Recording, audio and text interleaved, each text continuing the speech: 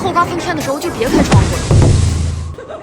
我刚想在小区群里问问谁家内裤丢了，结果谁偷我家内裤了？我把内裤拍到了小区群里，刚想解释一下，但没想到手滑出去了一张表情包。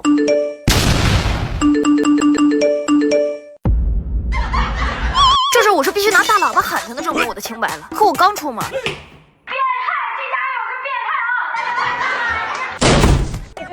啊！看来这事我只能认了。我把丢内裤的大姐叫家来解释，我说我偷内裤的原因是想给全楼邻居换条新内裤。哦，有男款不？你大概3年都不带换。